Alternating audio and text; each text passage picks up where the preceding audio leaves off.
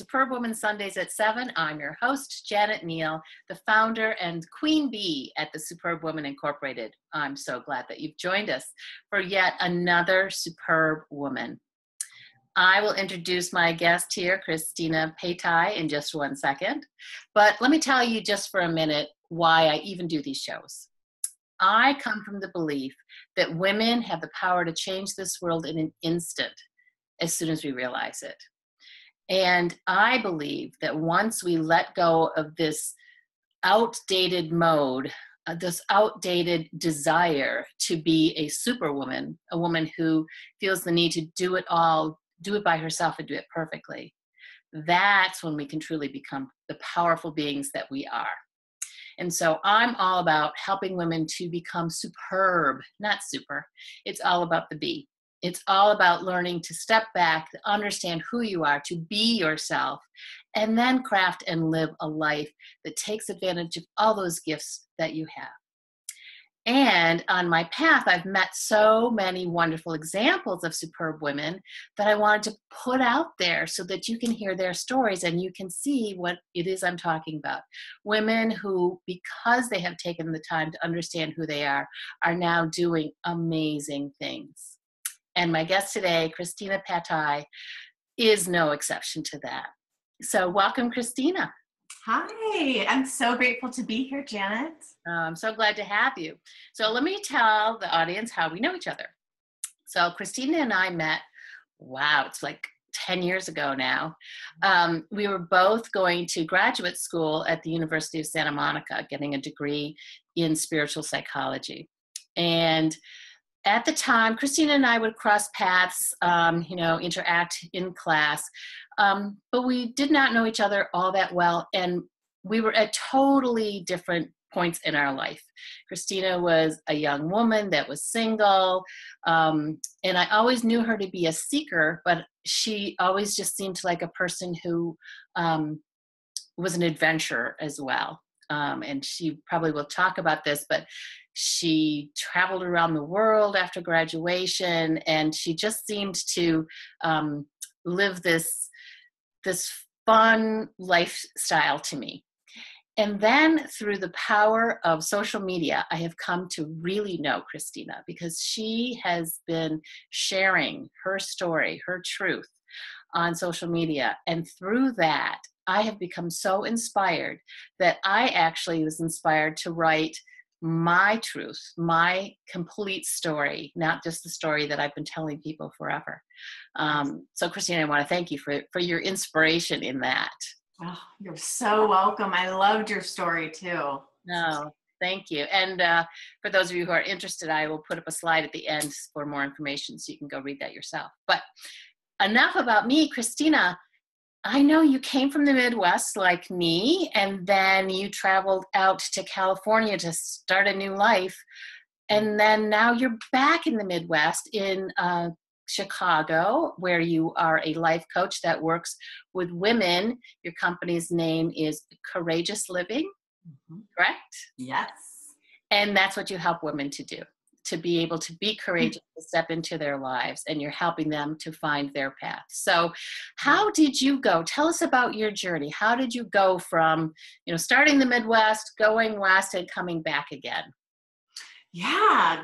So I was, goodness, I was in my early 20s, and I had been in one abusive relationship after another. And from teens to 20s. And I just felt like, what am I doing? This is not who I am. Why am I attracting these types of men? So I had always dreamt of living in California. And so I picked up and I sold most all of my belongings in Ohio and just got in a car and drove out west. And I had an apartment picked out. And very quickly after I arrived in LA, I found the University of Santa Monica. That wasn't my intention to enter graduate school. I was certainly open to whatever being in Los Angeles brought me. So I discovered USM And then that is where, of course, my social circle blossomed. And I just met so many incredible people. And then part of my second year project at University of Santa Monica was to hike the Alps. And so I did this hiking trip for 2 weeks. I know, it was crazy. I looking back, I mean, it was a big, very courageous thing that I chose to step into. Yeah, absolutely. Yeah, I didn't know anybody that was going on the trip, and I just, I showed up, and it was extraordinary. We were in the Alps, in Switzerland and France. It was in Italy, so we'd crossed all those countries, and so that propelled me into wanting to travel even more. And so my best friend and I went on a Eat, Pray, Love journey where we did like a month in Italy and a month in Costa Rica and a month in Africa.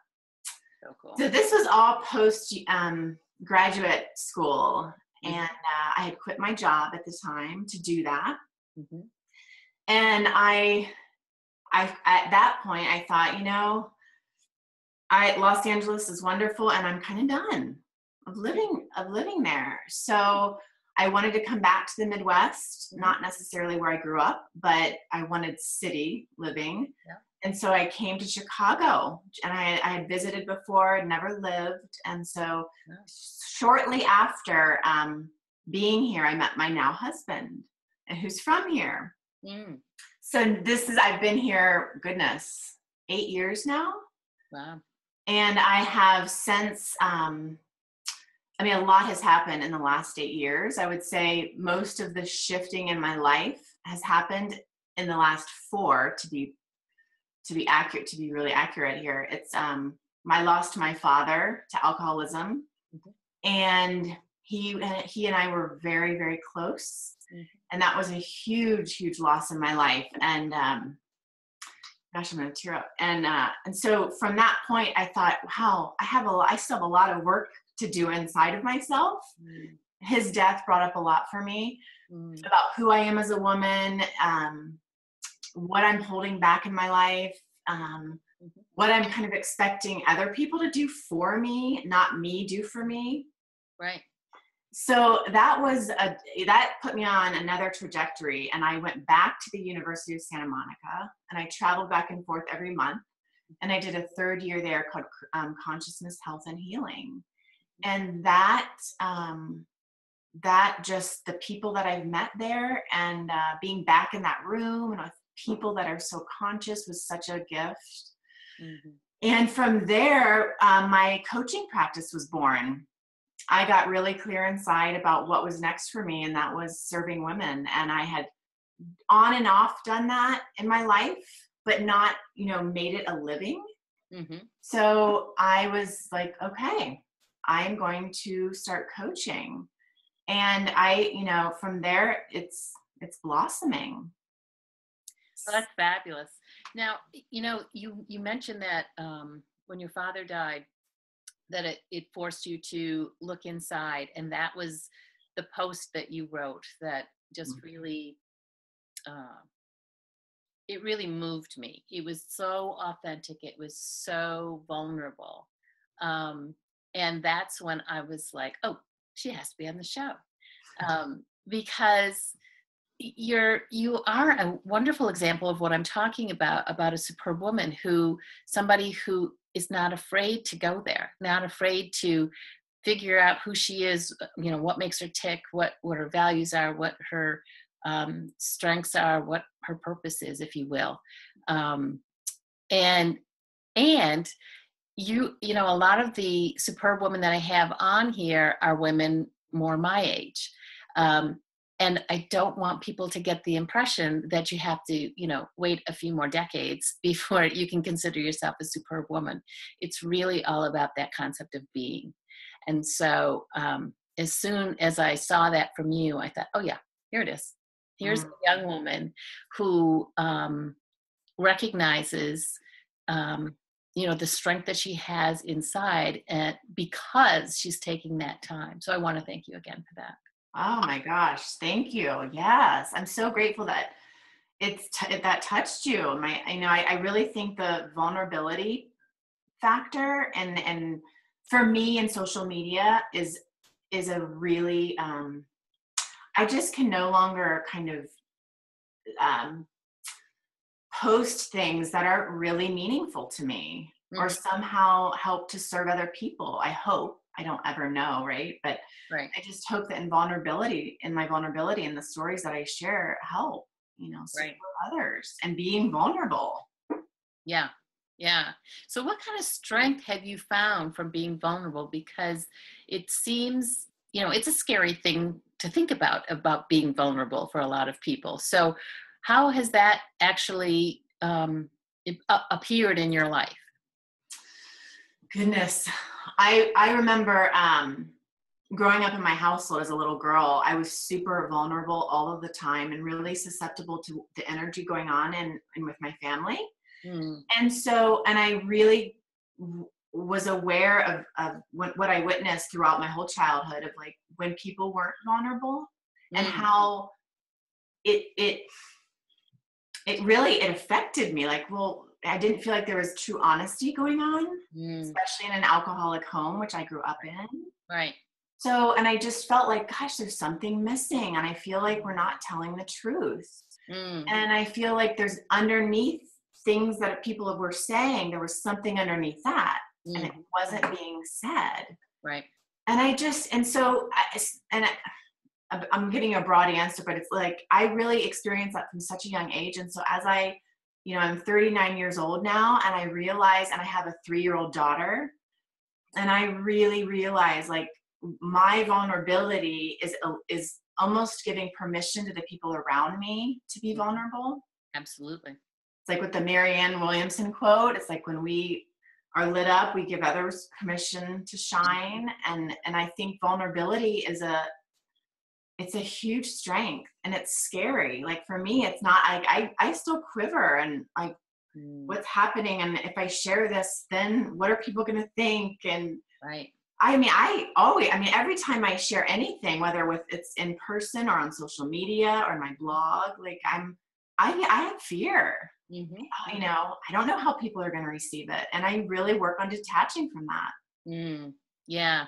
Well, the definition of fear is feeling the fear, or the definition of courage is feeling the fear and doing it anyways. Yeah. So that's it does take courage to put yourself out there, especially in these days. There's a lot of negativity out there, and so how do you help women, your clients, to live this courageous life? Hmm. So yeah, I work with women one-on-one, and I take a lot of time with them. It's I work with women really intimately. So what ends up transpiring with my clients I have right now, it's just this openness happens with them. Um, that sometimes it takes time to get to. So I think the more time that I'm with someone, um, the more likely they are to open up. And I have questions that I ask that can really bring up the vulnerability. Mm-hmm. And I think it's with my own vulnerability, I think as a coach and the way I work is that I'm super vulnerable with my clients. Mm-hmm. I'm Hmm. sharing my stories. Right. If it's relatable to what they're sharing, I certainly share, like, I've been there, or I've been in something similar, or I know how you feel. It's like, it's sharing, I don't withhold my own stories, Mm-hmm. for fear that they might be like, you know, that's so much. Right. But I'm really vulnerable with them.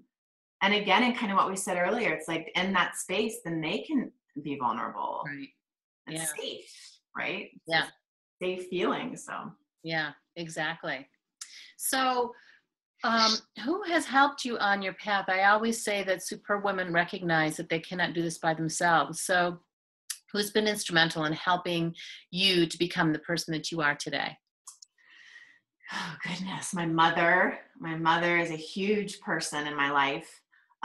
She kind of changed the generational narrative in their family, and she Mm, was the first woman in our lineage that kind of stepped out of the norm and divorced my father. There was no one got divorced. And so, and she went back to school and she started counseling, and she's just a really inspiring person for me to have witnessed as I grew up with her.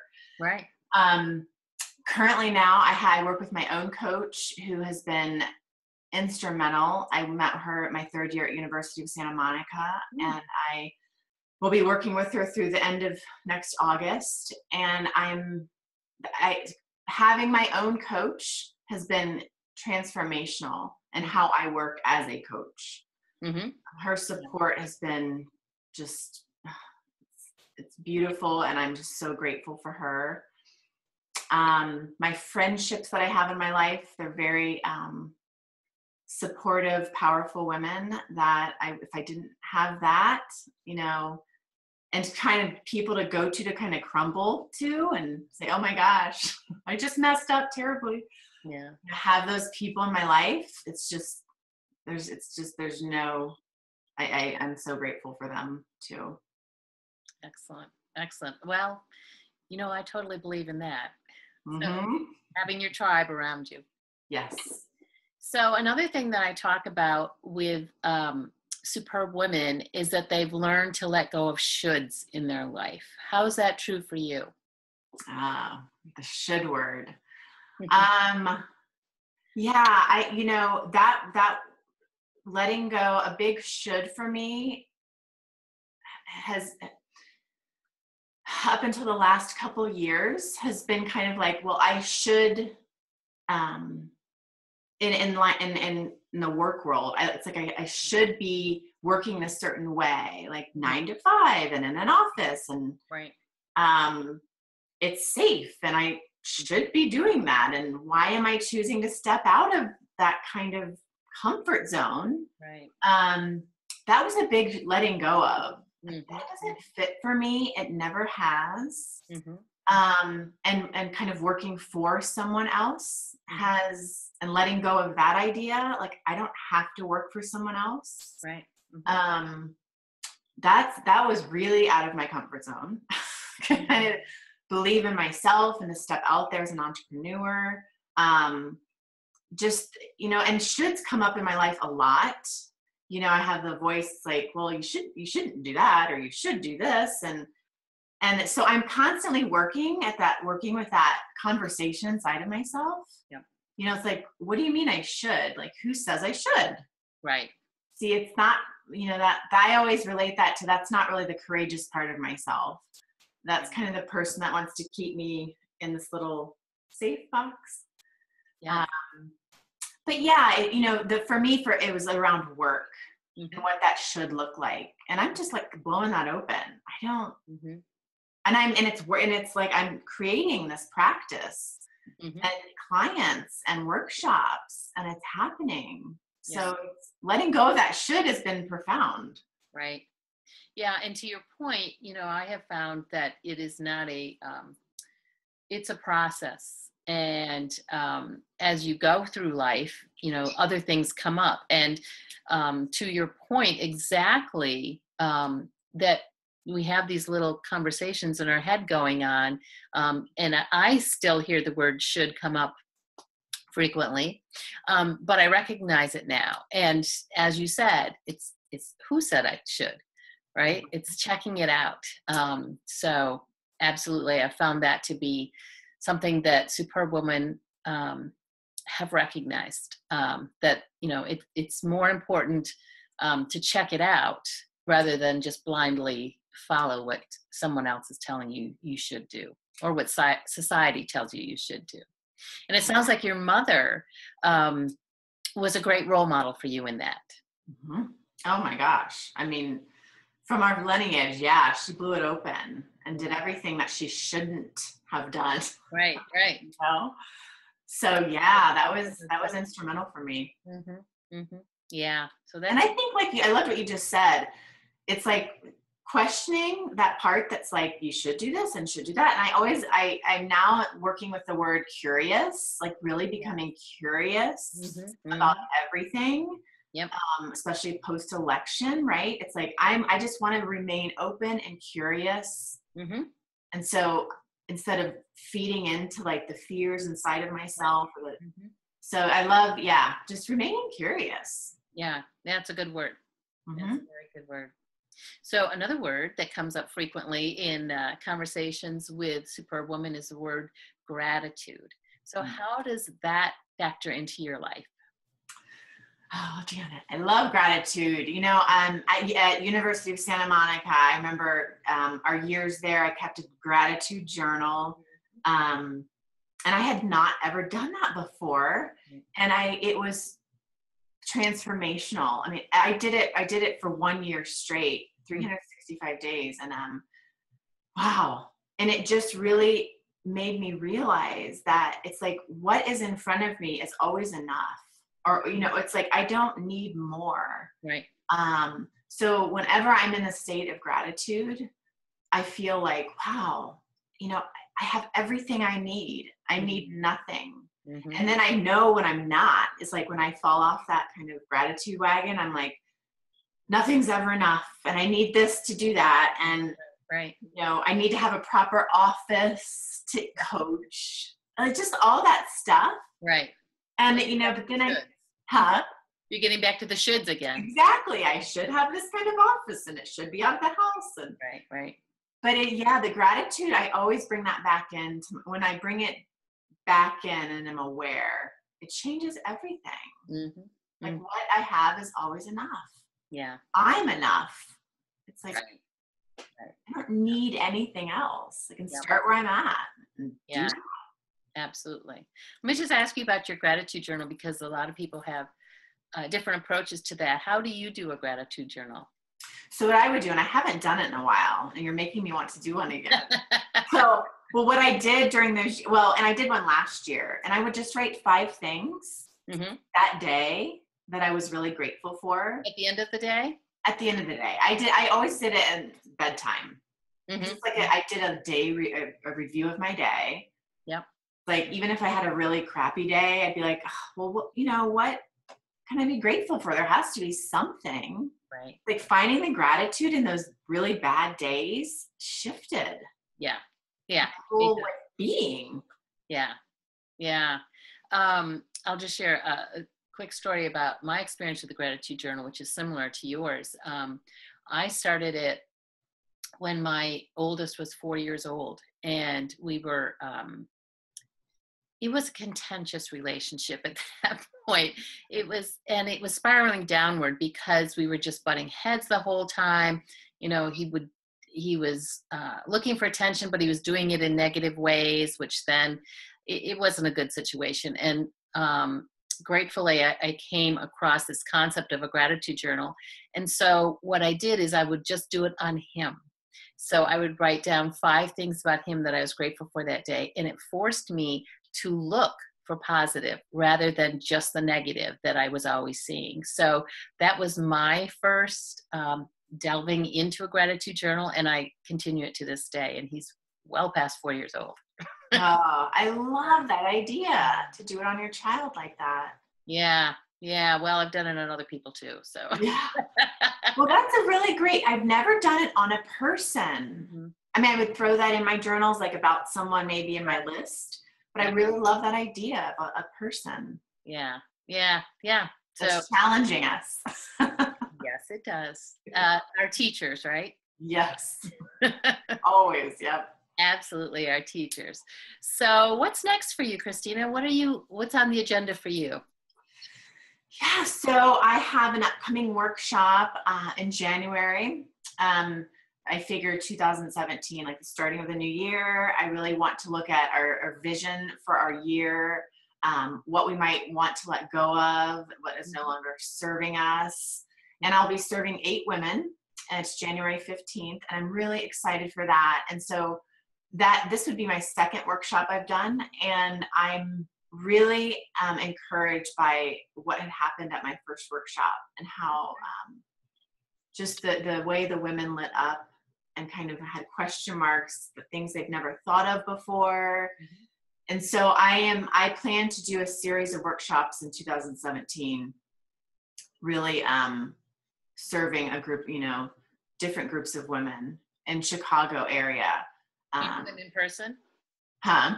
You do them in person? Yes, I would do them in person. I hold them in my home, and I spend the afternoon with them, leading the workshop. So my plan is to do a series of different topics, really around how to step out in our life and live a courageous life. It's really what they're all going to come back to. Yeah. Kind of the theme in my own life. So I'm really excited about that, and I'll continue to work one-on-one with women. And I do that via Skype. I have a few long-distance women right now that live out of state, and a few that live here. And so I do both kinds of work. Excellent. I love it. Yeah, that's great. Well, that's wonderful. Well, I am just so grateful that we've reconnected, and I can't say it enough how grateful I am for your courageousness and putting yourself out there, because it did give me that little push to do the same. So I just wish you all the best in with your family and your career and all of your, I'm sure, knowing you, there are many adventures ahead. Yes. Oh, thank you so much, Janet. Thank you for this time. I'm grateful to reconnect with you as well. Great. Well, thank you all for watching. And if you want more information on Kristina, I'm going to have a slide right after this. So reach out to her, check out her website. And, if you're in the Chicago area, definitely you want to check out some of her upcoming events that she's got going on. And come back next week for another show, another superb woman. Actually, I think we might have 2 superb women following this one. And until then, just have a superb week. Take care.